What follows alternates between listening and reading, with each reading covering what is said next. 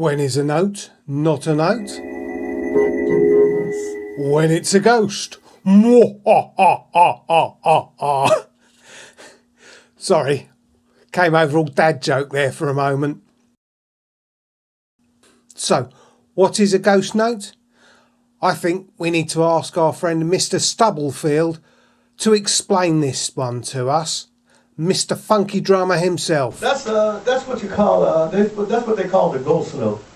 And I had no idea what the ghost note was, but that's instead so you're gonna play like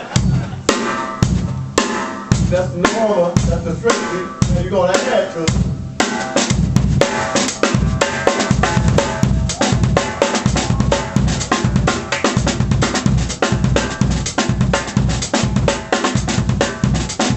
Yes, today I'm looking at programming beats again. Only this time I won't be using loops, just a kick and a snare.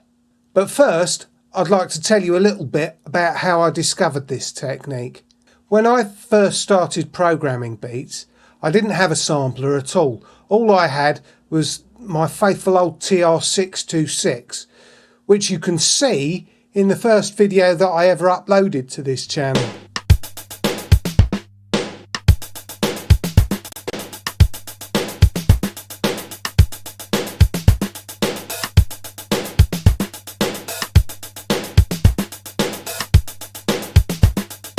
What I couldn't understand at that time was how to get the funky cool breaks that I could hear on so many tracks that I loved. After messing around with it for a while, I worked out that there were certain steps which gave that kind of funky shuffle that James Brown's drummer was talking about. And what you did with those 16th steps was really quite important to get that groove and get that feel going. The 626 has a classic 16th step sequencer on it. The same kind of sequencer that you can find on both the circuit tracks and the samples. And today, for a change, I'm going to use both of these machines to show you exactly how you can achieve this technique, because the principle is the same with whatever 16-step sequencer you use. And of course, with both of these machines, you can flip or swap samples on a single track at the same time. So I'm going to build this beat on one track, flipping between the kick drum sound and the snare sound. The key to getting ghost notes and to getting that rolling, shuffling groove is the exact placement of those ghost notes. So first of all, let's lay down a basic pattern. Let's look at the samples.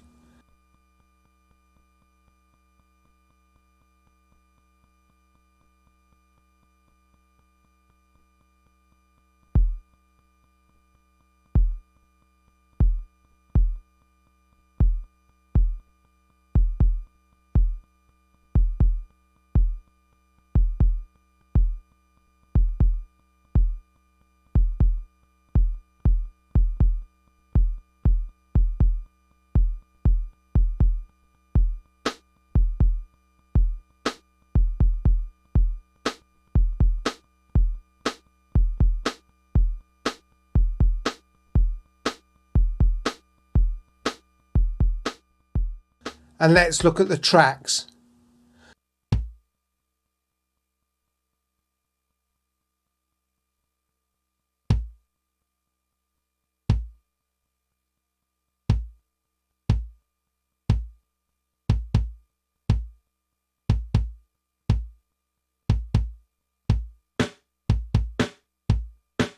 Once we have the basic beat down, then we can start thinking about filling in the ghost notes.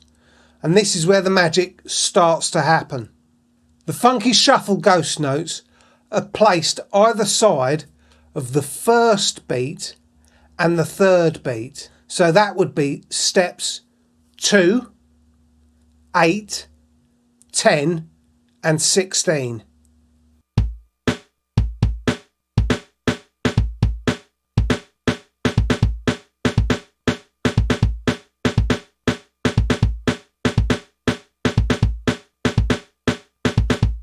Whoa, whoa, whoa, that's all a little bit too loud.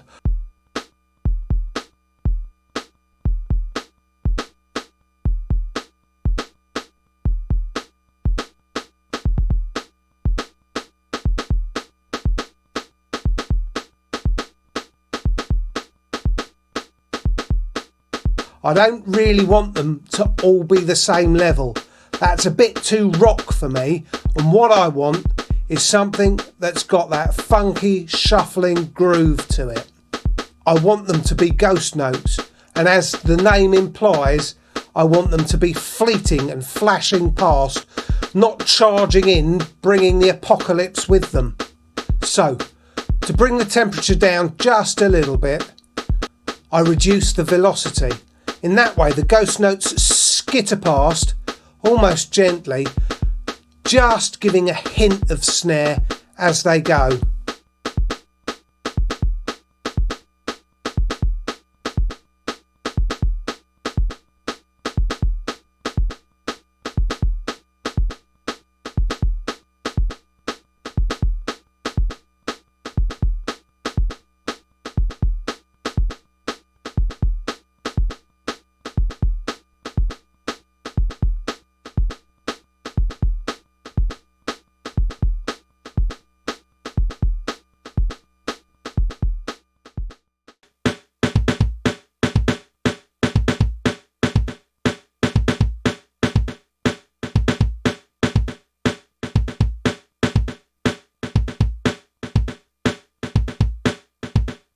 This is a good start, and this is as far as I could get with a 626. But it sounded a bit busy, so I would drop some of these ghost notes out. Of course, with the circuit tracks and the samples, we have a bonus. We can set up probabilities on these ghost notes so that they don't play every time the loop loops.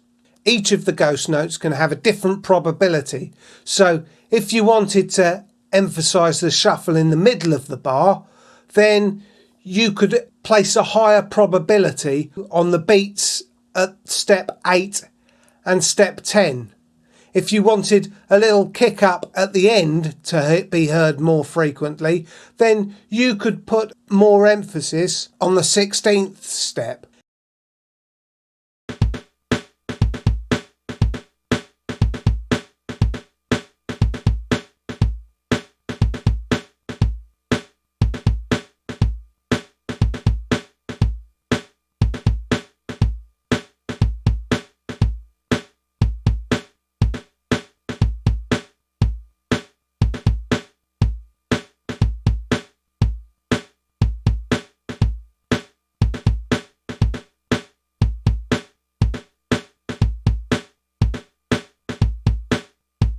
Each different way you apply the probabilities will give a slightly different flavour and a slightly different accent to the groove.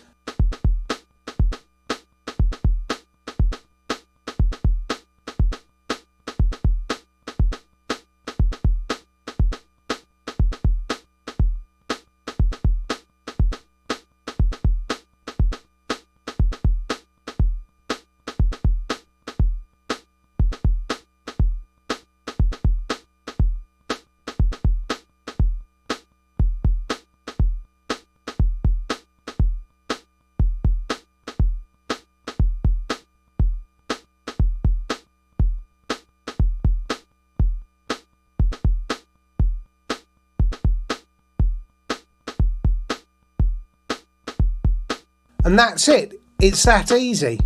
Sometimes when the loop plays, you will really hear the extra ghost notes in there.